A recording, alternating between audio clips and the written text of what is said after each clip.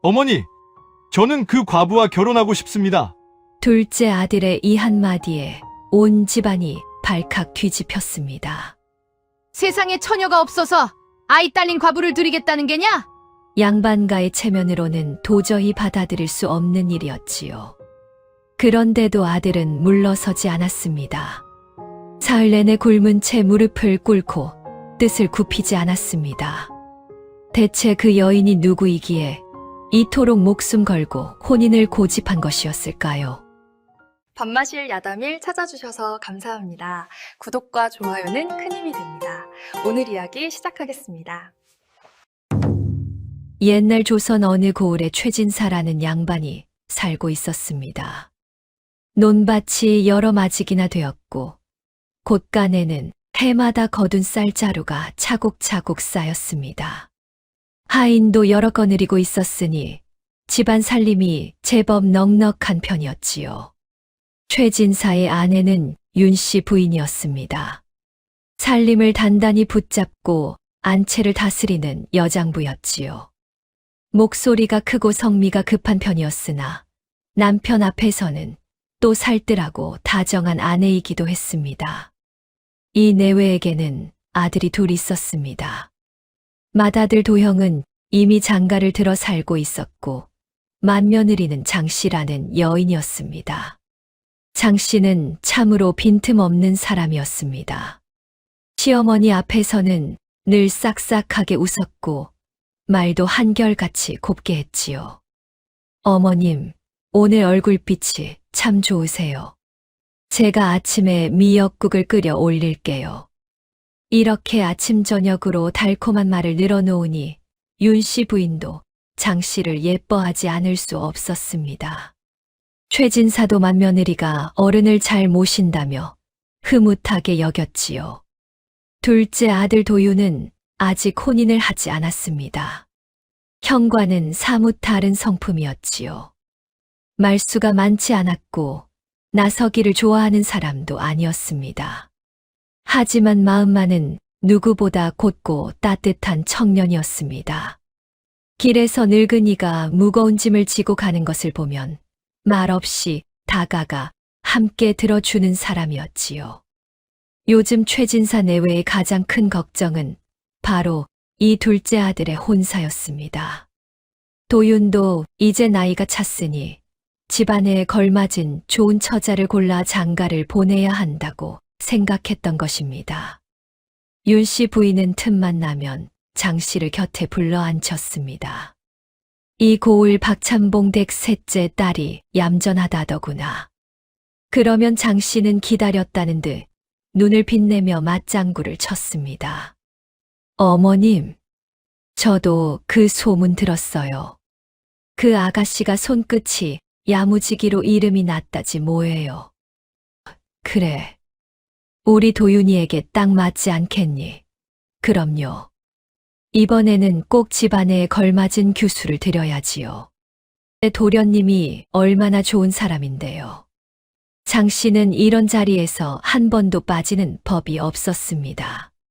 시어머니 곁에 바짝 붙어 앉아 말을 맞춰드리고 집안 분위기를 살피며 부드럽게 거드는데 아주 익숙한 사람이었지요. 하지만 정작 도유는 혼사 이야기가 나올 때마다 그저 고개만 숙일 뿐이었습니다. 아직 마음에 둔 사람도 없었고 어쩌면 혼인이라는 일 자체에 그다지 큰 뜻을 두고 있지 않았는지도 몰랐습니다.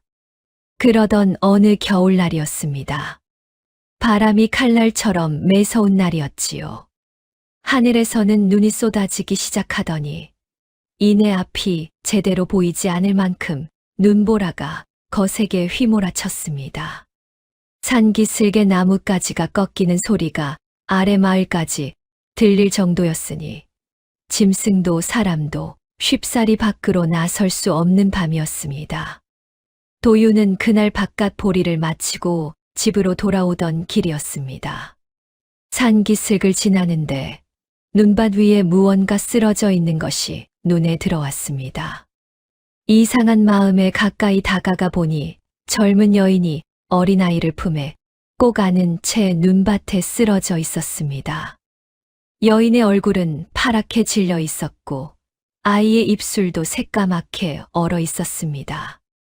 도윤이 급히 여인의 손목을 잡아보니 손끝은 얼음장 같았지만 다행히도 아주 가느다란 맥이 아직 남아 있었지요.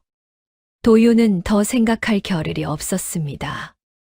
얼른 저고리를 벗어 아이를 감싸 안고 여인은 등에 업었습니다. 매서운 눈바람이 얼굴을 사정없이 때렸지만 그는 걸음을 멈추지 않았습니다. 그렇게 해서 도윤은 그 여인과 아이를 최진사 댁으로 데려오게 되었습니다. 이미 한밤중이었습니다. 대문이 벌컥 열리자 윤씨 부인이 놀라 달려 나왔습니다. 아니, 이 밤중에 웬일이냐. 그런데 도윤의 등에 업힌 여인을 보는 순간 윤씨 부인의 눈이 휘둥그레졌습니다. 도윤이 품에 안고 있는 아이까지 보이자 놀라 입을 다물지 못했지요. 그 소리에 최진사도 사랑채에서 나왔습니다. 도윤아, 이게 대체 무슨 일이냐? 어찌 모르는 사람을 덥석 데리고 들어오느냐? 목소리는 싸늘했고 얼굴도 굳어 있었습니다. 바로 그때 장씨가 재빨리 앞으로 나섰습니다. 아이고, 세상에. 일단 사람부터 살려야지요. 참으로 발빠른 여인이었습니다. 누구보다 먼저 뜨거운 물을 떠오라 시키고 이불을 내오라 하며 하인들을 재촉했습니다. 그 바람에 집안이 금세 분주해졌지요. 장씨는 사람을 눕히고 불을 지피는 일까지 모두 거둔 뒤 어느새 윤씨 부인 곁으로 슬그머니 다가가 앉았습니다. 그러고는 남들이 잘 듣지 못할 만큼 낮은 목소리로 조심스레 말을 꺼냈지요. 어머님, 그런데 어디서 온 사람인지도 모르잖아요. 아이까지 데리고 있는 걸 보니 오래 두는 일은 조금 조심하셔야 하지 않겠어요? 그 말을 듣는 순간 윤씨 부인의 눈빛이 미묘하게 달라졌습니다. 장씨가 던진 말이 마음속에 그대로 박힌 것이지요. 옆에 서 있던 형도 곧 한마디를 보탰습니다. 도윤아, 너는 어째 늘 일을 이렇게 크게 만드느냐? 형의 눈빛은 차가웠습니다. 도윤은 그 말에도 아무 대꾸를 하지 않았습니다. 그저 눈밭에서 거의 죽어가던 여인의 얼굴과 끝까지 아이를 놓지 않던 얼어붙은 두 팔만 떠올리고 있었지요. 그날 밤 최진사 댁 구석방에는 낯선 여인과 어린아이가 나란히 누웠습니다. 바깥에서는 여전히 눈보라가 사납게 울부짖고 있었고 방 안에는 약한 불빛 하나만이 가늘게 흔들리고 있었습니다. 하지만 그 집 누구도 아직 알지 못했습니다. 그 한밤중에 들이게 된 이 낯선 인연이 머지않아 최진사 댁을 크게 뒤흔들게 되리라는 것을요. 며칠이 지났습니다. 여인은 한동안 꼼짝도 하지 못했습니다. 열이 오르락내리락 했고 입술은 바짝 말라 있었지요. 아이도 마찬가지였습니다. 코끝은 빨갛게 얼어 있었고 작은 기침을 자주 해댔습니다. 서연. 그것이 그 여인의 이름이었습니다. 며칠째 죽으로 겨우 목숨만 있던 서연이 어느 날 겨우 눈을 떴습니다. 흐릿한 눈으로 천장을 한참 바라보던 서연은 품 안에서 아이의 온기가 느껴지자 그제야 숨을 길게 내쉬었습니다. 복남아. 떨리는 손으로 아이의 볼을 더듬어 보니 아직 따뜻했습니다. 살아있다는 것을 확인한 순간 서연의 눈에서 눈물이 조용히 흘러내렸습니다. 그때 방문이 열리고 윤씨 부인이 들어왔습니다. 서연은 놀라 몸을 일으키려 했지만 팔에 힘이 들어가지 않아 다시 이불 위로 주저앉고 말았지요. 윤씨 부인이 물었습니다. 정신이 좀 들었느냐? 예. 큰 은혜를 입었습니다. 윤씨 부인은 잠시 서연을 살피더니 다시 물었습니다. 너는 어디서 왔느냐? 남편은 있고 서연은 곧바로 대답하지 못했습니다. 입술을 가만히 깨문 채 한참 머뭇거리다가 이내 낮은 목소리로 입을 열었습니다. 남편을 잃었습니다. 그 한마디 뒤로 방 안이 잠시 조용해졌습니다. 서연은 떨리는 숨을 고른 뒤 천천히 말을 이었습니다. 전염병이 돌던 때 남편이 먼저 알아누웠고 끝내 다시 일어나지 못했다고 하였습니다. 시댁 식구들 또한 그 병을 피하지 못해 뿔뿔이 흩어졌고 살아남은 이들이 있다 해도 저마다 제 앞가림하기에 바빠 몸을 의탁할 곳이 없었다고 했습니다. 친정으로 발길을 돌리고 싶어도 그럴 형편이 못 되었습니다. 그렇게 아이를 데리고 이 마을 저 마을 떠돌다가 마침내 눈길에서 쓰러지고 만 듯하다고 서연은 아주 조용한 목소리로 사정을 털어놓았습니다. 말은 담담했지만 이불자락을 움켜쥔 손끝은 새하얗게 질려 있었습니다. 그 이야기를 듣고 난 윤 씨 부인의 얼굴에도 근심이 번졌습니다. 남편도 없고 기댈 친족도 없고 게다가 어린아이까지 딸려 있었으니 마음이 무거워질 수밖에 없었지요. 방을 나온 윤 씨 부인은 곧장 최진사에게 가서 이 일을 전했습니다. 남편을 잃은 과부랍니다. 시댁도 흩어지고 친정으로도 가지 못한다 하네요. 아이까지 데리고 있으니 일을 어찌하면 좋겠어요. 최진사는 한숨을 길게 내쉬었습니다. 사정이 딱한 것은 알겠소. 하지만 그렇다고 우리 집에서 언제까지 거둘 수는 없는 노릇이오. 그때 장 씨가 때 맞춰 차를 들고 들어왔습니다. 시부모 앞에 찻잔을 정갈하게 내려놓은 뒤 한참 망설이는 듯한 얼굴로 조심스레 입을 열었지요. 어머님, 사람 목숨을 살린 일은 참으로 큰일입니다. 그것은 누구도 부인할 수 없지요. 다만 과부가 남의 집에 오래 머무는 것은 바깥에서 보기에도 좋지 않을까 싶어 걱정이 됩니다. 혹여 괜한 말이 돌기라도 하면 집안 체면이. 장 씨는 말을 끝까지 맺지 않았습니다. 그러나 그 말만으로도 윤 씨 부인의 마음은 이미 기울고 있었습니다. 윤 씨 부인이 이내 결론을 내렸습니다. 네 말도 맞다. 당장 내보낼 수는 없으니 한 달만 두자.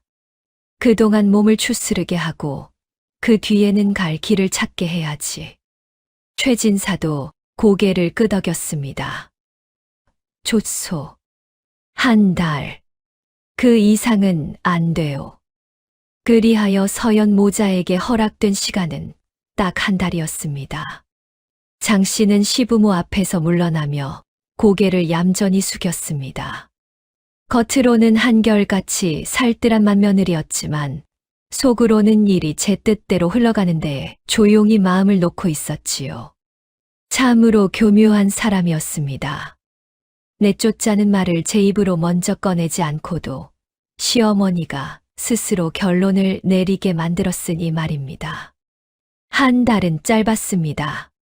서연에게는 숨 한 번 제대로 돌릴 틈도 없는 시간이었지요. 하지만 서연은 겉으로 서러운 기색을 내지 않았습니다. 남의 집에 몸을 의탁한 처지에 마음 놓고 올 수도 없었기 때문입니다. 그저 복남을 품에 꼭 안고 밤이면 낮은 목소리로 아이를 다독일 뿐이었지요. 복남아, 걱정 마라. 어미가 있다. 복남은 아직 어려 그 말뜻을 다 알아듣지는 못했을 것입니다. 그래도 어미 품이 따뜻하다는 것만은 아는지 작은 몸을 한층 더 파고들며 가만히 눈을 감곤 했습니다. 그날 밤이었습니다. 부엌에서는 설거지하는 소리가 잔잔하게 들리고 있었습니다. 그릇이 맞부딪히는 소리와 물이 철벅이는 소리가 고요한 집안에 작게 번졌지요. 나이 많은 하인 금이 할멈이 혼자 저녁 설거지를 하고 있었습니다. 허리가 좋지 않은 탓에 그릇 하나를 들어 올릴 때마다 허리를 짚고 숨을 고르곤 했습니다. 그때 누군가가 조용히 다가왔습니다. 서연이었습니다. 서연은 아무 말 없이 금이 할멈 곁에 서더니 손에 들고 있던 그릇을 조용히 받아들었습니다. 제가 하겠습니다. 잠깐 앉아 쉬세요. 아가, 내 몸도 아직 성치 않은데 무슨 일을 하려 하니? 괜찮습니다. 가만히 누워만 있으면 오히려 몸이 더 쑤셔요. 서연은 그렇게 말하며 희미하게 웃었습니다. 볼은 헬쑥했고 얼굴에는 아직 핏기가 돌지 않았지만 그 웃음만은 이상하게도 사람 마음을 누그러뜨리는 데가 있었습니다. 그 뒤로 서연은 조금씩 집안일에 손을 보태기 시작했습니다. 아침이면 남보다 먼저 일어나 부엌으로 내려갔습니다. 물동이를 옮기고 쌀을 이는 자리에 슬며시 붙어 섰으며 아궁이에 불을 지폈지요. 구수한 밥 냄새가 부엌에서 피어오르면 그제야 안채 식구들도 하나둘 움직이기 시작했습니다. 무엇보다 서연은 늙은 하인들의 고단한 몸을 그냥 지나치지 못했습니다. 금이 할멈이 무거운 것을 들려하면 곁에서 받아들었고 머슴이 장작 더미를 옮기다 숨을 고르면 함께 들어주었습니다. 마당 한켠에 젖은 빨래가 남아있으면 어느새 다가가 물기를 짜고 줄에 널었습니다. 누가 시키지 않아도 눈에 띄는 일은 그냥 넘기지 않는 사람이었지요. 서연은 자기 처지만 돌보는 사람이 아니었습니다. 남의 집 구석방에 아이를 안고 얹혀 사는 신세이면서도 늘 먼저 남의 불편한 사정을 살피는 사람이었습니다. 처지는 누구보다 딱했지만 그래서 더 모질게 굴지는 않았지요. 그 모습을 도유는 가만히 지켜보았습니다. 처음에는 그저 눈보라 속에서 죽어가는 사람을 지나치지 못해 데려왔을 뿐이었습니다. 살아나기만 하면 제 갈 길을 가게 될 사람이라 여겼지요. 그런데 서연이의 착한 성품을 보면서 점점 마음이 달라졌습니다. 달빛이 창호지에 옅게 번지던 어느 밤이었습니다. 마당을 지나던 도윤의 발걸음이 문득 멈추었습니다. 서연이 머무는 구석방에서 아주 낮은 목소리가 새어나오고 있었기 때문입니다. 복남아, 잘 자거라. 어미가 꼭 너를 지켜줄게.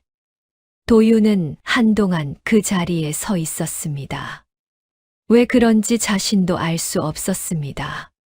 다만 그 목소리를 듣는 순간 서연 모자를 이대로 집 밖으로 내보내고 싶지 않다는 마음이 가슴 깊은 곳에서 천천히 올라오고 있음을 깨달았지요. 그 무렵 한 달의 기한도 끝을 향해 가고 있었습니다. 서연 모자에게 남은 시간은 점점 줄어들고 있었습니다. 하지만 아직 누구도 알지 못했습니다. 말없는 그 청년의 가슴 속에서 쉽게 거둘 수 없는 결심 하나가 조용히 자라나고 있다는 것을요. 한 달이 다 되어 가던 날이었습니다. 저녁상을 물린 뒤 안채 윗방에는 최진사와 윤 씨 부인이 마주 앉아 있었습니다. 장 씨는 그 곁에서 차를 따르고 있었고 도형도 한쪽에 자리를 지키고 앉아 있었지요. 막 식사를 끝낸 뒤라 방 안은 조용했지만 어쩐지 가벼운 기운은 아니었습니다. 먼저 말을 꺼낸 것은 윤 씨 부인이었습니다. 이제 한 달이 다 되었어요. 서연이 몸도 어느 만큼 추슬렀으니 내일쯤에는 갈 길을 알아보게 해야지요. 최진사도 잠시 생각하더니 고개를 끄덕였습니다. 그리하시오. 노잣돈도 조금 쥐어보내면 될 것이오. 그러자 장 씨가 얼른 부드러운 목소리로 말을 받았습니다. 어머님, 제가 보따리도 하나 싸드릴게요. 길에서 먹을 것이라도 조금 챙겨드리면 좋지 않겠어요. 아이도 있으니 더 딱하지요. 겉으로 듣기에는 더없이 살뜰한 말이었습니다. 그러나 그 속내는 달랐습니다. 하루라도 빨리 서연 모자를 집 밖으로 내보내고 싶은 마음이 그 말 속에 얌전히 숨어 있었지요. 바로 그때였습니다. 도윤이 방 안으로 들어왔습니다. 문을 조용히 닫은 뒤 부모 앞에 나아가 무릎을 꿇었습니다. 윤 씨 부인이 의아한 눈으로 아들을 바라보았습니다. 도윤아, 웬일이냐? 도윤은 고개를 들었습니다. 말수 적고 조용하던 사람답지 않게 그날의 눈빛은 유난히 단단했습니다. 아버님, 어머님, 드릴 말씀이 있습니다. 방 안의 공기가 조금씩 굳어졌습니다. 장 씨의 손도 찻잔을 만지던 움직임도 그 자리에서 멎었지요. 도윤은 더 머뭇거리지 않고 또렷하게 말했습니다. 서연과 혼인하고 싶습니다. 그 한마디가 떨어지자 방 안이 순식간에 얼어붙었습니다. 윤 씨 부인은 아들을 바라본 채 말을 잃었고 도형은 믿을 수 없다는 듯 눈을 크게 떴습니다. 장 씨도 찻잔을 든 손을 멈춘 채 그대로 굳어버렸지요. 가장 먼저 입을 연 사람은 최진사였습니다. 지금 내가 무슨 말을 하는 것이냐? 낮게 깔린 목소리였지만 그 안에는 노기가 서려 있었습니다. 그러나 도윤은 물러서지 않았습니다. 서연을 제 아내로 맡고 싶습니다. 그 말이 채 끝나기도 전에 최진사의 얼굴이 획 달아올랐습니다. 정신이 나갔느냐, 어디서 왔는지도 모르는 아이 딸린 과부를 내가 어찌 아내로 드리겠다는 것이야. 도형도 곧장 말을 받았습니다. 도윤아, 세상에 처녀가 없는 것도 아닌데 어찌 그런 말을 입에 올리느냐. 하지만 도윤은 고개를 숙인 채 조용히 대답했습니다. 형님, 한 달을 지켜보았습니다. 서연은 가볍게 볼 사람이 아닙니다. 마음이 바르고 아이를 품는 정이 깊은 사람입니다. 도형은 어이없다는 듯 헛웃음을 흘렸습니다. 고작 한 달 보고 사람을 다 안단 말이냐. 참으로 어처구니 없구나. 이때 장 씨가 기다렸다는 듯 조심스럽게 나섰습니다. 도련님 말씀도 알겠어요. 그 과부가 착한 사람인 것은 저도 압니다. 하지만 이 집안의 둘째 며느리라면 마땅히 초혼인 규수가 들어와야 하지 않겠어요? 아이를 데리고 들어오는 과부를 들이면 아무리 사람이 좋아도 바깥에서 보는 눈이 있지요. 말은 조심스러웠지만 뜻은 분명했습니다. 게다가 걱정하는 얼굴까지 하고 있었으니 듣는 사람에게는 오히려 더 그럴듯하게 들릴 만했지요. 끝내 윤 씨 부인이 터지고 말았습니다. 도윤아, 내가 너를 어떻게 키웠는데 이런 말을 하느냐. 아이 딸린 과부를 며느리로 들이라니 내가 어찌 얼굴을 들고 다니겠느냐. 윤 씨 부인의 목소리는 떨리고 있었습니다. 체면도 체면이었지만 둘째 아들만큼은 반듯한 집안의 규수와 혼인시키고 싶었던 마음이 컸던 것이지요. 도윤은 잠시 고개를 더 깊이 숙였습니다. 그러나 뜻을 거두지는 않았습니다. 어머님, 불효인 줄 압니다. 하지만 서연 모자를 이대로 내보내면 다시 길바닥으로 내몰릴 것입니다. 복남이까지 함께 고생하게 될 텐데 그것을 알면서도 제가 모른 채 할 수는 없습니다. 윤 씨 부인이 곧장 말을 받았습니다. 노잣돈을 넉넉히 주면 되지 않느냐. 내가 어찌 그 일까지 다 짊어지려 하느냐. 도윤은 한참 만에 조용히 대답했습니다. 돈 몇 푼으로 사람의 앞날을 지킬 수는 없습니다. 그 말이 떨어지자 방 안이 잠시 조용해졌습니다. 도윤은 두 손을 짚고 천천히 이마를 바닥에 대었습니다. 서연을 제 아내로 맡고 싶습니다. 복남이는 제 자식처럼 품겠습니다. 허락해 주십시오. 그 절이 오히려 최진사의 분을 더 건드렸습니다. 최진사는 끝내 자리를 박차고 일어나며 목소리를 높였습니다. 당장 물러가라. 내 앞에서 다시는 그런 소리 꺼내지 마라. 그러나 도윤은 바로 일어나지 않았습니다.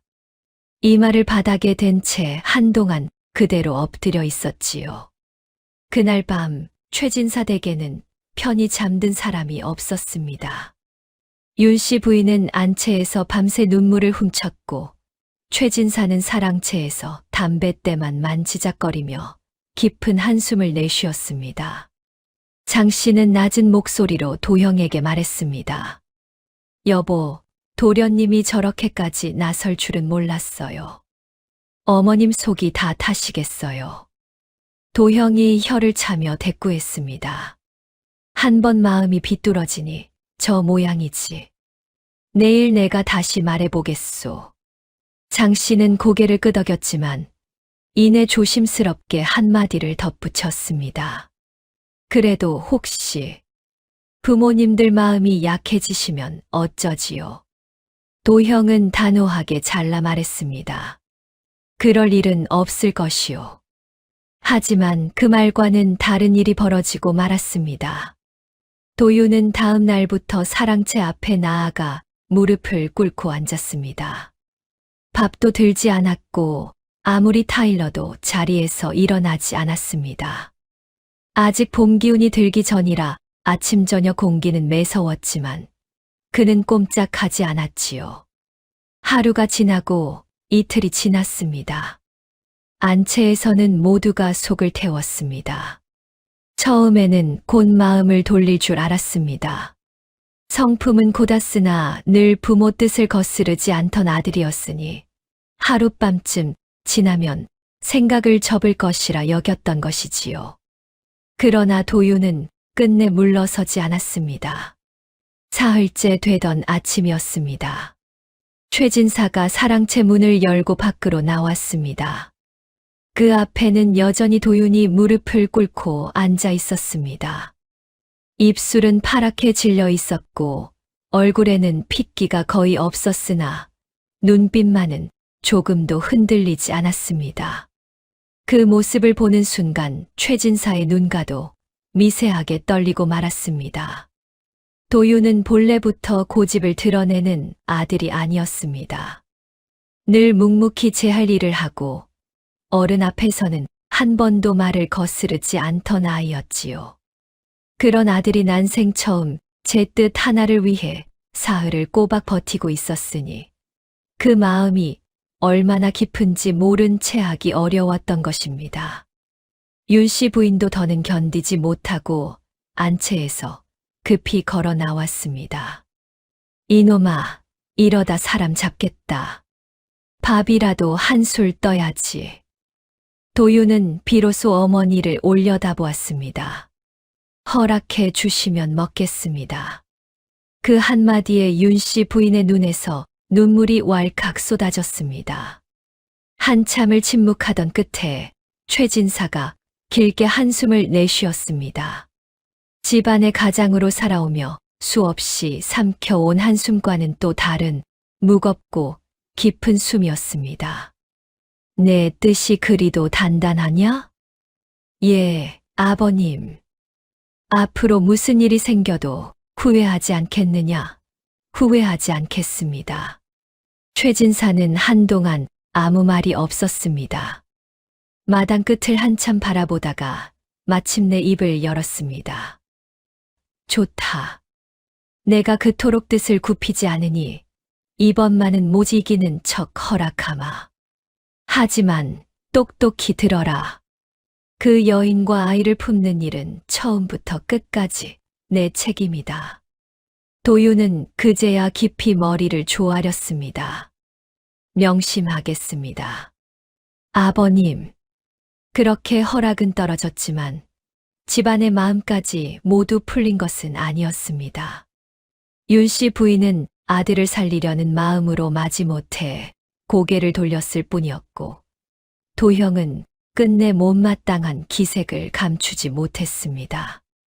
그리고 그 소식을 들은 장 씨의 얼굴은 눈에 띄게 굳어졌습니다. 애써 태연한 척했지만 마음속에서는 무언가 단단히 어긋나기 시작한 것이지요. 그리하여 서연은 최진사 댁 둘째 며느리가 되었습니다.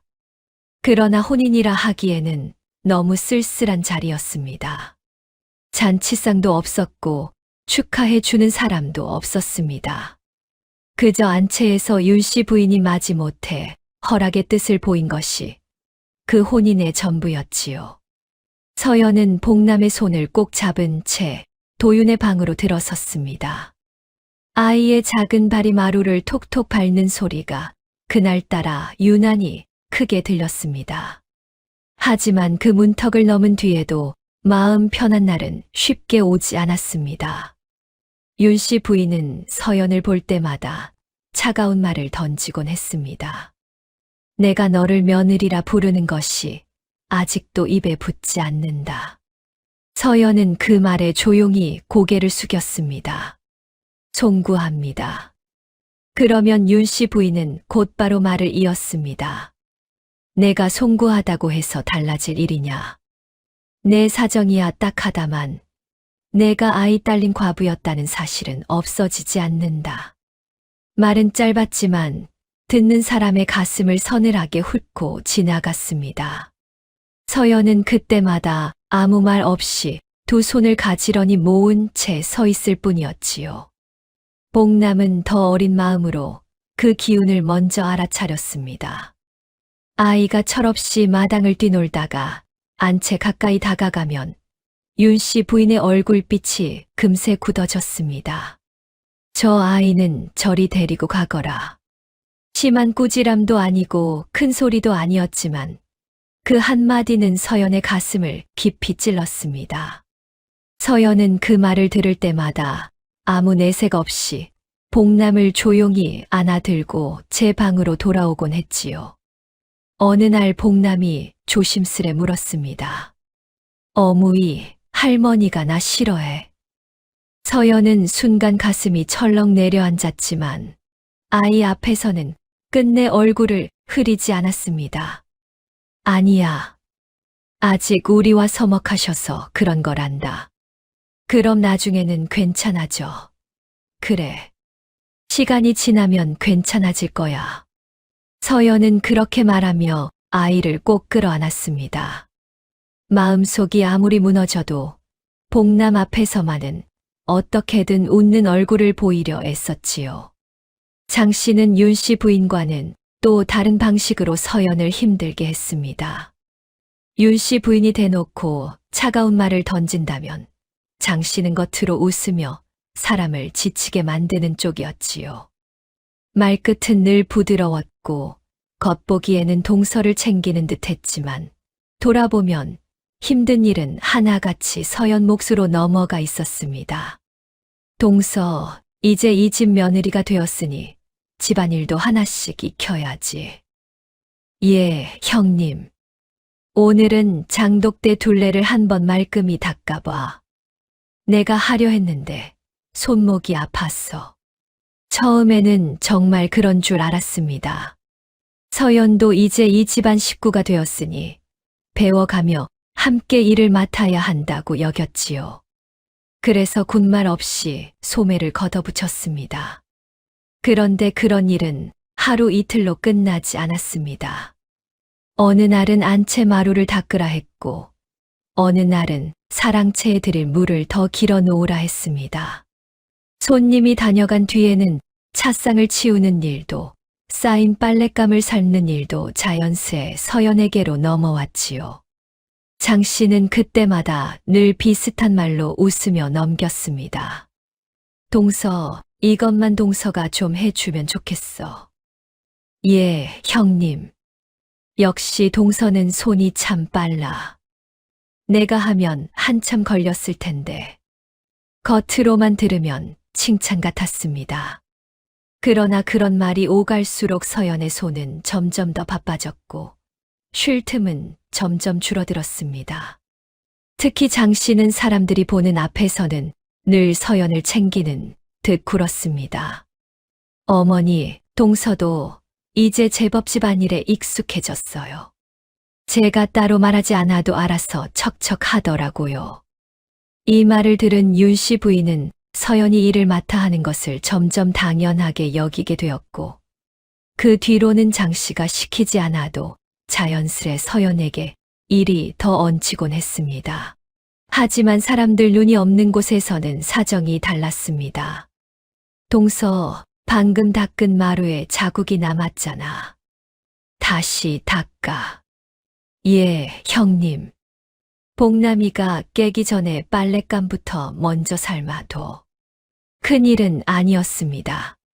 하나하나는 누구나 할 수 있는 일이었지요. 하지만 그런 자잘한 일이 아침부터 저녁까지 끊이지 않고 이어지니 서연은 하루 종일 앉을 틈이 없었습니다. 참으로 교묘한 방식이었습니다. 누가 보아도 심하게 구는 것처럼 보이지는 않았습니다. 오히려 맏며느리가 새로 들어온 동서에게 집안일을 가르치는 것처럼 보일 뿐이었지요. 그러나 속을 들여다보면 서연이 숨 돌릴 틈조차 없도록 잔일을 겹겹이 얹어두는 셈이었습니다. 서연은 그런 일을 겪으면서도 좀처럼 싫은 기색을 드러내지 않았습니다. 그저 예, 형님 하고 대답한 뒤 묵묵히 제 손에 떨어진 일을 해낼 뿐이었지요. 그러면 장 씨는 속으로 더욱 못마땅해졌습니다. 조금쯤 지친 얼굴을 보이거나 억울한 기색이라도 드러내면 다시 꼬투리를 잡기 쉬웠을 텐데 서연은 늘 조용히 참고 넘겼기 때문입니다. 하인들도 그런 기운을 모를 리 없었습니다. 안채 살림과 집안의 눈치는 윤 씨 부인과 장 씨가 쥐고 있었으니 서연 모자에게 함부로 가까이 다가섰다가 괜한 미움을 사는 일을 다들 조심했던 것이지요. 그래서 서연의 방을 드나드는 사람은 많지 않았습니다. 그 가운데서도 금이 할멈만은 가끔 서연을 찾아왔습니다. 세아 씨, 이거라도 좀 드셔요. 따뜻하게 덮인 밥을 국물에 말아 조심스레 내밀곤 했지요. 그릇에서는 김이 모락모락 피어올랐습니다. 서연은 그럴 때마다 미안한 얼굴부터 지었습니다. 할멈, 저 때문에 괜히 눈총 받으시면 어쩌려고 이러세요. 그러면 금이 할멈은 대수롭지 않다는 듯 손을 내저었습니다. 그런 걱정은 마셔요. 사람이 밥을 먹어야 기운을 차리지요. 금이 할멈의 거칠고 투박한 손이 서연의 손등을 가만히 덮을 때면 서연은 그 온기만으로도 눈시울이 뜨거워지곤 했습니다. 그렇다고 서연이 누구 앞에서 서러움을 쏟아놓는 일은 없었습니다. 시어머니의 차가운 말을 들어도 대들지 않았고 장 씨가 실수인 척 모자라게 굴어도 굳이 따지지 않았습니다. 그저 복남을 지키며 제 몫의 일을 묵묵히 해 나갈 뿐이었지요. 새벽이면 늘 가장 먼저 부엌에 나왔습니다. 물동이를 옮기고 아궁이에 불을 지폈으며 솥에서 밥이 뜸들 무렵이면 구수한 냄새가 마당 너머까지 퍼졌습니다. 마당을 쓸고 장독대 둘레를 닦고 빨래를 삶아 널고 손이 모자라는 자리에는 먼저 가서 조용히 팔을 걷어붙였습니다. 그러면서도 집안에 아프거나 힘겨운 사람이 보이면 가장 먼저 곁으로 다가가는 것은 늘 서연이었습니다. 어느 날이었습니다. 저녁 무렵 부엌에서 설거지를 하던 금이 할멈이 갑자기 가슴을 움켜쥐며 주저앉았습니다. 막 손에서 놓인 그릇이 바닥에 요란하게 부딪혔고 놀란 하인들이 우르르 달려왔지요. 할멈은 숨을 제대로 쉬지 못한 채 연신 가슴께를 누르며 괴로워했습니다. 얼굴빛도 눈에 띄게 하얗게 질려 있었습니다. 할멈, 왜 이러세요? 사람들이 등을 두드리고 물을 떠다 주었지만 금이 할멈의 숨은 좀처럼 가라앉지 않았습니다. 마치 모간이 막힌 사람처럼 답답한 소리만 거칠게 새어나왔지요. 그때 서연이 급히 달려왔습니다. 신발도 제대로 추슬러 신지 못한 채였습니다. 서연은 곧장 할멈 곁에 무릎을 꿇고 앉아 얼굴빛과 숨소리를 살폈습니다. 할멈, 제 말 들리세요? 금이 할멈은 간신히 눈을 깜빡이며 고개를 조금 움직였습니다. 서연은 할멈의 손목을 짚어 맥을 살핀 뒤 곧 몸을 앞으로 기울였습니다. 그리고 등을 따라 한 자리를 손끝으로 눌러보고 가슴 아래를 천천히 쓸어내렸습니다. 손길은 서두르지 않았지만 망설임도 없었습니다. 금이 할멈이 낮게 신음했으나 서연은 손을 멈추지 않았습니다. 한 번 더 등을 짚고 막힌 기운을 풀어주듯 가슴 아래를 쓸어내리자 잠시 뒤 금이 할멈의 입에서 갑자기 큰 트림이 터져 나왔습니다. 막혔던 숨이 그제야 뚫린 듯 했습니다. 금이 할멈은 몇 번 거친 숨을 몰아쉰 뒤 서서히 호흡을 가다듬었습니다. 핏기 없던 얼굴에도 조금씩 기운이 돌아오기 시작했지요. 서연이 조용히 물었습니다. 혹시 저녁에 떡이나 마른 것을 드셨어요? 금이 할멈이 숨을 고르며 힘겹게 대답했습니다. 떡을 조금 먹었지. 서연은 그제야 고개를 끄덕였습니다. 급하게 드시다가 체하신 듯해요. 오늘은 더 드시지 마시고 당분간은 죽처럼 부드러운 것만 드셔야 합니다. 내일은 속이 편해지도록 다릴 것도 조금 챙겨 드릴게요. 곁에서 지켜보던 하인들은 놀란 눈으로 서연을 바라보았습니다.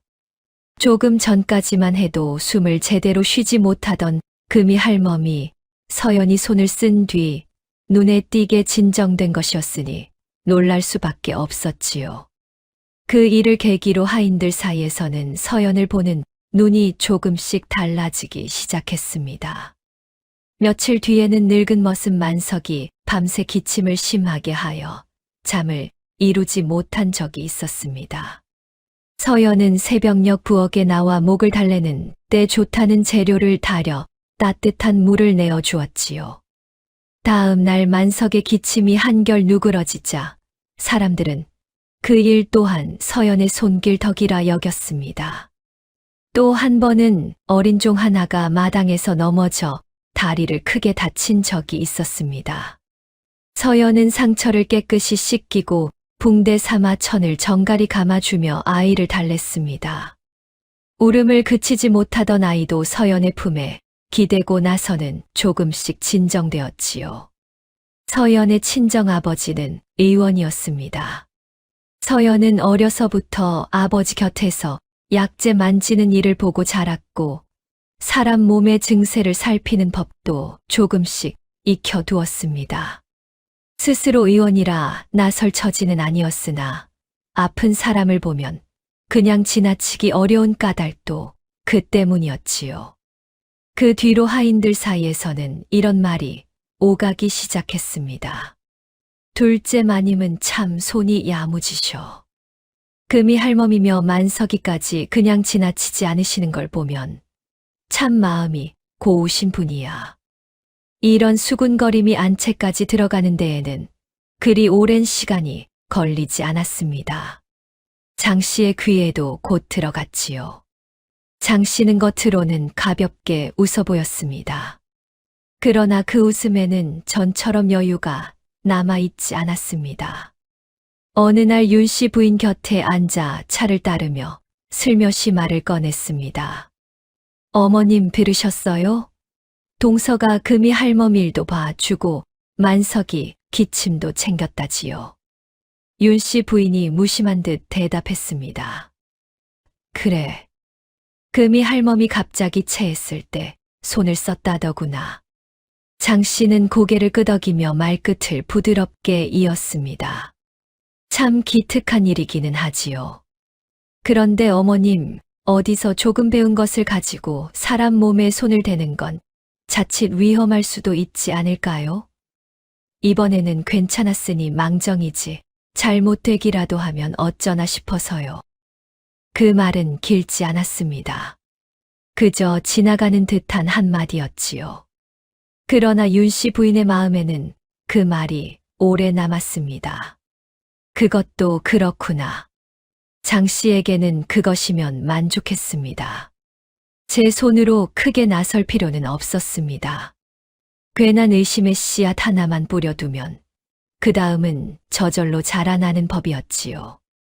도형 또한 장 씨의 말에 힘을 실었습니다. 어머니, 집사람 말이 맞습니다. 의원도 아닌 사람이 섣불리 나섰다가 탈이라도 나면 괜한 구설만 생길 수 있습니다. 도유는 그런 말을 들을 때마다 속이 끓어올랐습니다. 사람을 돕고도 도리어 의심을 받아야 하는 서연이 안쓰러웠기 때문이지요. 하지만 서연은 늘 먼저 도윤을 말렸습니다. 괜찮습니다. 너무 마음 쓰지 마세요. 사람을 도왔는데도 왜 그런 말을 들어야 합니까? 제가 칭찬을 들으려고 한 일은 아니잖아요. 아픈 사람이 있으니 한 것뿐입니다. 그걸로 됐습니다. 서연은 늘 그랬습니다. 억울함을 앞세우지 않았고 자기가 한 일의 값을 바라지도 않았습니다. 해야 할 일이라 여겨서 했을 뿐 그 뒤에 돌아오는 말까지 붙잡고 서러워하지는 않았지요. 도유는 그런 아내를 볼 때마다 더욱 마음이 아팠습니다. 그리고 속으로 조용히 다짐하곤 했습니다. 언젠가는 이 집안에서 서연의 자리를 꼭 바로 세워주겠다고 말입니다. 하지만 장 씨도 가만히 있을 사람이 아니었습니다. 하인들 사이에서 서연을 따르는 마음이 점점 커질수록 장 씨는 제 자리가 조금씩 흔들리는 듯한 불안을 느꼈습니다. 지금까지 안채에서 윤 씨 부인의 눈에 드는 사람도 살림을 주무르는 사람도 장 씨 자신이었습니다. 맏며느리라는 자리와 시어머니의 신임, 그리고 집안 안팎의 눈길이 서연에게 조금씩 기울기 시작하는 것이 장 씨에게는 결코 반가울 리 없었지요. 겉으로는 여전히 웃고 있었지만 속으로는 점점 마음이 타들어 가고 있었습니다. 그럼에도 아직까지는 장 씨 쪽이 우위에 있었습니다. 윤 씨 부인의 마음은 여전히 장 씨에게 더 가까이 기울어 있었고, 서연은 아무리 하인들의 마음을 얻는다 한들 시어머니 눈에는 아직도 마뜩자는 둘째 며느리에 지나지 않았기 때문입니다. 그러나 머지않아 이 집안을 크게 뒤흔들 일이 닥쳐오게 됩니다. 그리고 그 일을 겪으며 두 며느리의 참모습도 조금씩 드러나기 시작하지요. 어느 날이었습니다. 아침부터 날이 흐렸습니다. 찬 바람이 처마 끝을 스치고 지나갈 때마다 장독대 뚜껑이 덜컹거렸지요. 괜히 집안 공기까지 가라앉아 보이던 날이었습니다. 그날 아침 최진사가 갑자기 쓰러졌습니다. 막 밥상 앞에 앉아 숟가락을 들던 참이었습니다. 최진사는 갑자기 몸을 앞으로 웅크리더니 가슴께를 짚었습니다. 얼굴은 순식간에 붉게 달아올랐고 이마에서는 땀이 비 오듯 흘러내렸지요. 윤 씨 부인이 먼저 비명을 질렀습니다. 대감, 왜 이러세요? 안채가 한순간에 뒤집혔습니다. 하인들이 우르르 달려왔고 도형도 놀라 뛰어들었습니다. 사람들은 급히 최진사를 안채 윗방으로 옮겼습니다. 이불을 덮어드리고 물수건을 올려보았으나 열은 좀처럼 가라앉지 않았습니다. 최진사의 숨소리는 점점 거칠어졌고 신음은 점점 깊어졌지요. 곧 의원이 불려왔습니다. 의원은 맥을 짚고 혀를 살피며 한참 동안 병세를 들여다보았습니다. 그리고는 속에 열이 크게 엉켜 있으니 열을 내리고 막힌 것을 풀어주는 약을 써야 한다고 하였습니다. 약은 곧 다려졌습니다. 그러나 한 차례 먹이고 난 뒤에도 병세는 쉽게 가라앉지 않았습니다. 오히려 최진사는 밤이 깊을수록 더 괴로워하는 듯 보였습니다. 윤 씨 부인은 남편 곁을 떠나지 못한 채 손을 붙잡고 연신 눈물만 흘렸습니다. 영감, 정신 좀 차려보세요. 제 말 들리지 않으세요? 그러나 최진사는 눈을 제대로 뜨지도 못한 채 거친 숨만 몰아쉴 뿐이었습니다. 온몸은 불덩이처럼 뜨거웠고 식은땀은 끊이지 않았지요. 바로 그때 장 씨가 안채로 들어왔습니다. 남들보다 먼저 움직인 것도 장 씨였고 손에 무언가를 들고 들어온 것도 장 씨였습니다. 윤 씨 부인이 다급한 얼굴로 장 씨를 바라보자 장 씨는 기다렸다는 듯 보자기를 풀어 보였습니다. 그 안에는 귀해 보이는 약재 몇 가지가 가지런히 담겨 있었지요. 어머님, 제가 친정에서 귀하게 구해둔 약재가 있어요. 평소에도 기운을 크게 북돋운다 하던 것이니 아버님께도 도움이 될 거예요. 윤 씨 부인의 눈빛이 흔들렸습니다. 정말 그게 듣겠느냐? 제가 직접 타려 올리겠습니다. 어머님은 너무 걱정 마세요. 장 씨는 곧장 부엌으로 내려가 약탕기를 올렸습니다.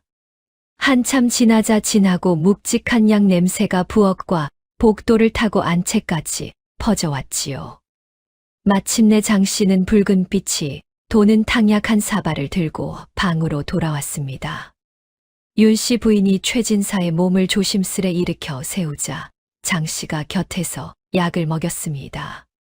한 모금, 두 모금, 겨우 몇 모금이 넘어갔을 뿐이었지요.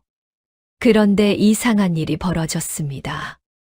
약을 들인 지 얼마 되지 않아 최진사의 신음이 전보다 더 깊어졌습니다.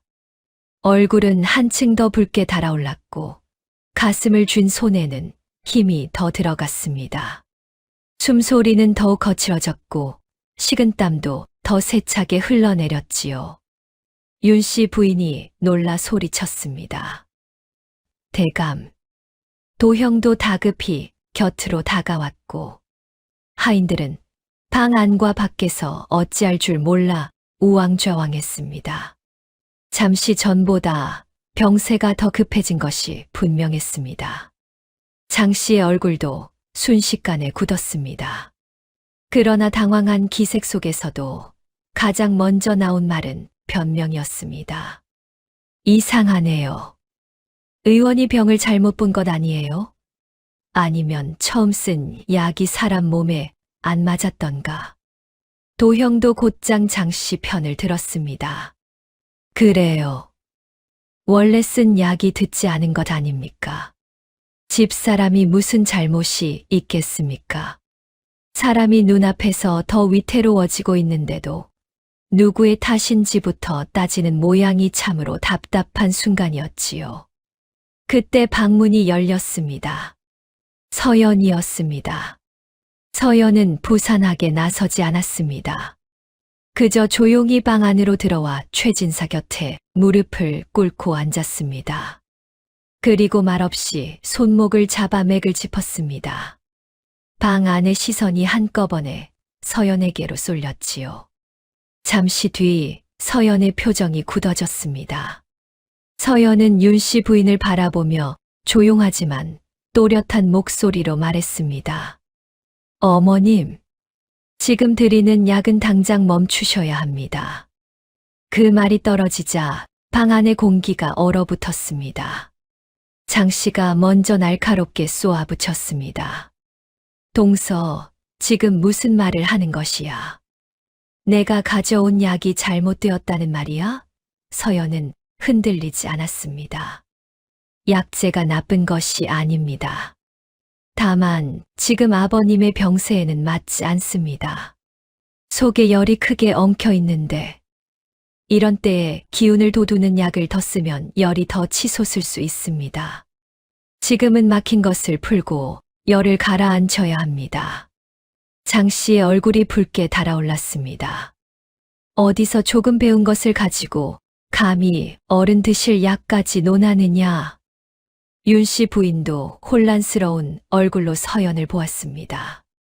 아직까지는 장 씨를 더 믿고 싶은 마음이 남아 있었지요. 하지만 서연은 끝까지 목소리를 높이지 않았습니다. 어머님, 누구를 탓하려는 것이 아닙니다. 지금은 아버님이 위태롭습니다. 더 늦으면 위험할 수 있습니다. 바로 그때 도윤이 한 걸음 앞으로 나섰습니다. 도윤은 부모 앞에 무릎을 꿇고 말했습니다. 어머님, 지금은 체면이나 말의 앞뒤를 가릴 때가 아닙니다. 아버님이 더 위태로워지시기 전에 서연에게 한번 맡겨보셔야 합니다. 도윤의 목소리도 떨리고 있었습니다. 그러나 그 떨림 속에는 물러서지 않겠다는 뜻이 담겨 있었지요. 윤 씨 부인은 남편의 얼굴을 돌아보았습니다. 숨은 점점 거칠어지고 있었고 뜨겁게 달아오른 몸에서는 기운이 빠르게 소진되는 듯 보였습니다. 한참을 망설이던 끝에 마침내 윤 씨 부인의 입에서 힘없는 말 한마디가 나왔습니다. 알았다. 해보아라. 그 허락이 떨어지자 서연은 곧바로 움직였습니다. 먼저 최진사의 옷깃을 조금 풀어 숨을 트이게 했습니다. 다시 맥을 짚고 배와 가슴의 상태를 살폈지요. 그리고는 곧장 부엌으로 내려갔습니다. 약장에서 필요한 약재를 골라내는 손길에는 망설임이 없었습니다. 무엇은 덜어내고 무엇은 조금 더 보태며 병세에 맞게 가려냈지요. 잠시 뒤 약탕기에서는 쌉싸래하면서도 맑은 향이 피어올랐습니다. 앞서 장 씨가 달인 묵직한 보약 냄새와는 사뭇 다른 기운이었습니다. 약이 달여지는 동안에도 서연은 자리를 비우지 않았습니다. 다시 최진사 곁으로 돌아와 차가운 물수건으로 이마를 식혀드리고 막힌 기운이 풀리도록 가슴과 배를 조심스레 쓸어내렸습니다. 도윤도 곁에서 쉴 틈 없이 거들었습니다. 불을 지피고 물을 날라오고 땀으로 젖은 수건을 갈아왔습니다. 두 사람은 말없이 움직였지만 손발은 흐트러짐이 없었지요. 밤이 깊어졌습니다. 서연은 한순간도 자리를 뜨지 않고 시아버지의 병세를 살폈습니다. 한 번에 많이 먹이지도 않았습니다. 한 모금 먹이고 기다린 뒤 또 한 모금 먹이며 몸의 반응을 지켜보았지요. 방 안에는 누구도 함부로 말을 꺼내지 못하는 긴장이 감돌았습니다. 그렇게 한밤을 넘기고 새벽이 가까워졌습니다. 창호지 너머로 희미한 빛이 비쳐들 무렵이었습니다. 거칠게 끊어질 듯하던 최진사의 숨소리가 조금씩 잦아들기 시작했습니다. 얼굴에 달라붙어 있던 열도 서서히 꺾이고 있었습니다. 서연은 다시 손목을 짚어보았습니다. 한동안 미친 듯이 치닫던 열기가 한풀 가라앉아 있었지요. 서연이 낮게 불렀습니다. 아버님, 제 말 들리십니까? 잠시 뒤 최진사의 눈꺼풀이 가늘게 떨렸습니다. 그리고 마침내 눈이 천천히 열렸습니다. 여기가 어디냐? 그 소리를 듣는 순간 윤 씨 부인은 끝내 울음을 터뜨리고 말았습니다. 대감, 이제야 정신이 드십니까? 윤 씨 부인은 떨리는 손으로 남편의 손을 꼭 붙잡았습니다. 조금 전까지 불덩이 같던 그 손에는 다시 사람의 온기가 돌아와 있었습니다. 서연은 그 모습을 보고도 앞에 나서지 않았습니다. 그저 조용히 한쪽으로 물러나 고개를 숙이고 서 있었지요. 밤새 한숨도 못 잔 얼굴에는 깊은 피로가 내려앉아 있었고 옷자락은 땀과 약물로 젖어 있었습니다.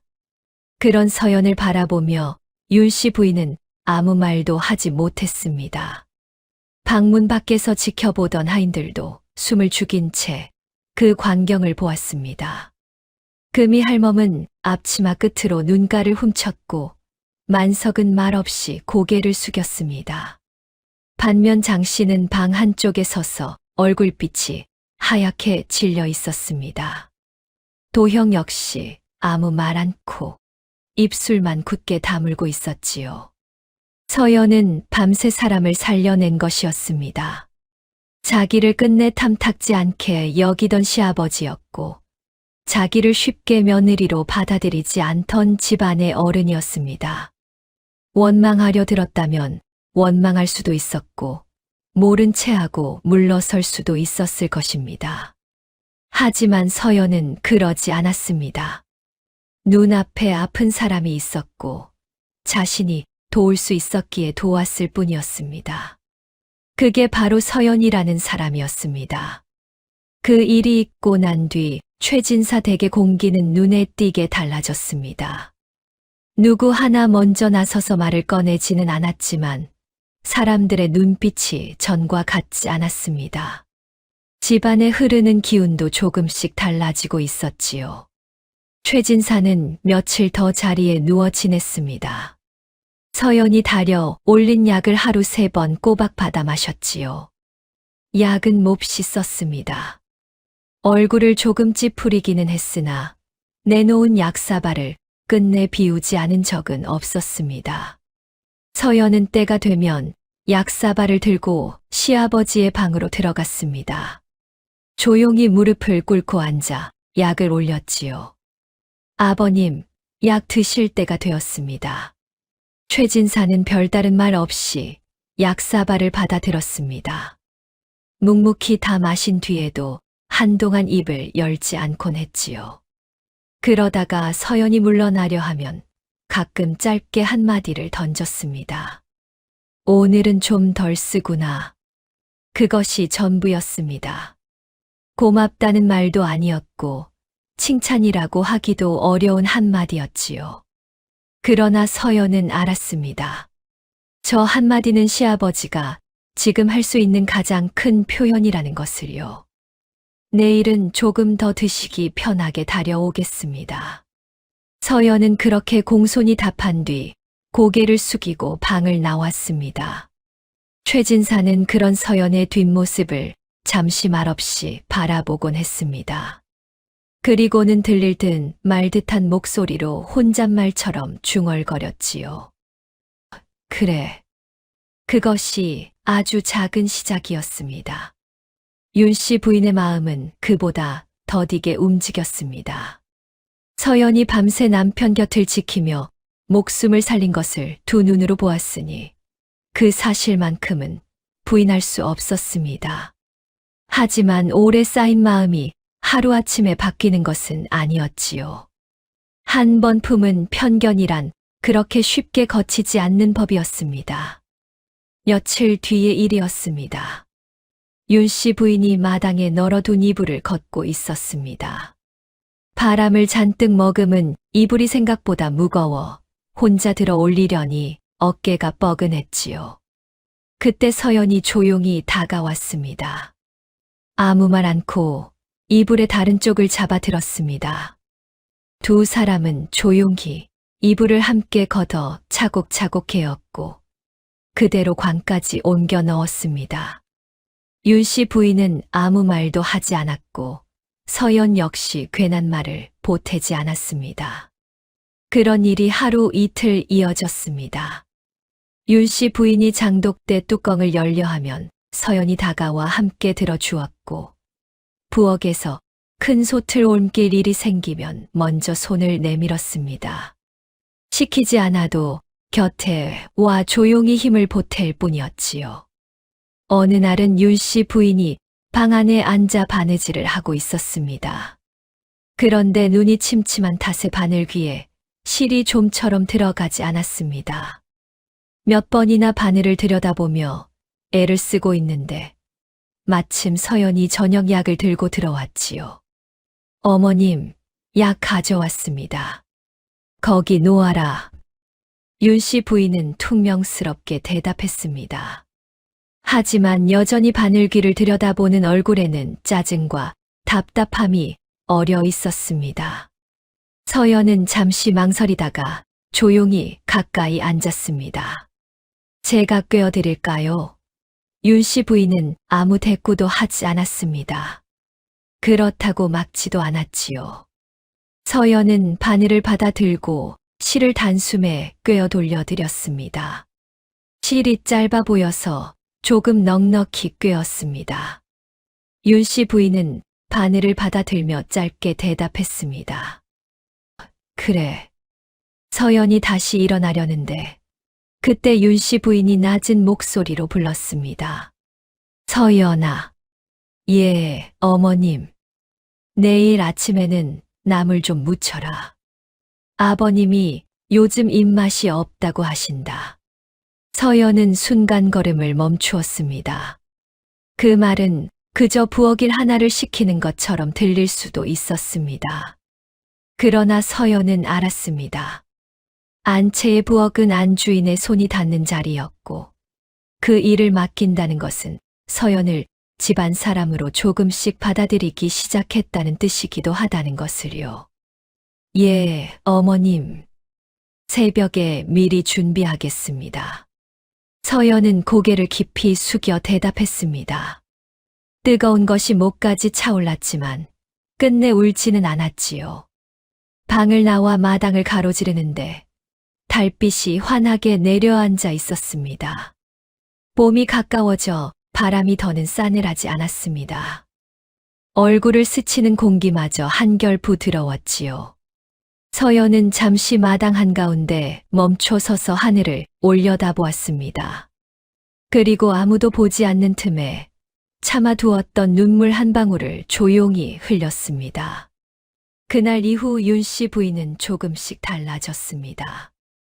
더는 서연을 대놓고 과부라 부르지 않았고 매몰차게 쏘아붙이는 일도 줄어들었습니다. 여전히 살가운 말이 많은 것은 아니었지만 서연이 올린 약은 거르지 않고 남편에게 먹였지요. 그리고 어느 아침이었습니다. 서연은 새벽부터 부엌에 나와 나무를 묻히고 죽을 쓰고 있었습니다. 솥에서는 구수한 냄새가 피어올랐고 참기름 향이 마당 끝까지 번져나갔지요. 그때 윤 씨 부인이 부엌으로 들어왔습니다. 서연은 놀라 얼른 고개를 숙였습니다. 어머님, 거의 다 되었습니다. 윤 씨 부인은 솥 안을 들여다보았습니다. 뽀얀 죽이 부드럽게 끓고 있었고 그 위에는 잘게 썬 대추와 잣이 곱게 얹혀 있었습니다. 영감이 저런 걸 좋아한다. 예. 어제 드시는 걸 보니 단맛을 조금 찾으시는 듯해서 대추를 넣었습니다. 윤 씨 부인은 잠시 서연을 바라보았습니다. 새벽부터 물을 묻히고 불을 지피며 서 있던 며느리였습니다. 앞치마에는 군데군데 물이 튀어 있었고 손끝에는 잔칼질에 베인 자국도 보였지요. 그런데도 서연은 아무 불평 없이 제 할 일을 하고 있었습니다. 잠시 뒤 윤 씨 부인이 말했습니다. 한 그릇 더 퍼라. 서연이 놀라 되물었습니다. 예, 복남이도 먹여야 하지 않겠느냐. 그 말에 서연의 손이 잠시 멈추었습니다. 복남. 윤 씨 부인의 입에서 처음으로 아이 이름이 나온 순간이었습니다. 늘 저 아이를 데리고 가라 하던 그 입에서 이제는 아이 이름이 조심스레 불리고 있었지요. 예, 어머님. 서연의 목소리가 가늘게 떨렸습니다. 얼른 고개를 숙였지만 솥 위로 한 방울 눈물이 뚝 떨어지고 말았습니다. 윤 씨 부인은 그것을 보았습니다. 그러나 못 본 척한 채 조용히 부엌을 나섰지요. 한편 장 씨의 민낯은 그 무렵부터 서서히 드러나기 시작했습니다. 최진사가 알아누운 뒤로 집안 살림이 여러모로 흐트러졌는데 그제야 사람들은 그동안 장 씨가 안채 살림을 제대로 챙기지 않았다는 사실을 하나둘 알아차리게 되었습니다. 겉으로는 살뜰한 맏며느리처럼 보였지만 실상은 하인들에게 일을 떠넘기고 생색만 내는 경우가 많았던 것입니다. 곳간에 쌀이 얼마나 남았는지, 된장이 얼마나 줄었는지, 겨울 동안 땔감이 얼마나 모자랐는지 장 씨는 제대로 알고 있지 못했습니다. 그런 것은 늘 하인들이 알아서 메우고 있었지요. 하인들 사이에서도 말이 돌기 시작했습니다. 큰마님은 늘 말로만 살림을 챙기시고 막상 속은 둘째 마님이 더 좋으시네. 위급한 때에도 장 씨는 책임지기보다 먼저 핑계를 찾았습니다. 약이 맞지 않았던 일도 의원 탓으로, 다른 사람 탓으로 돌렸지요. 자기 잘못을 먼저 돌아보는 법은 없었습니다. 윤 씨 부인도 그 모습을 지켜보았습니다.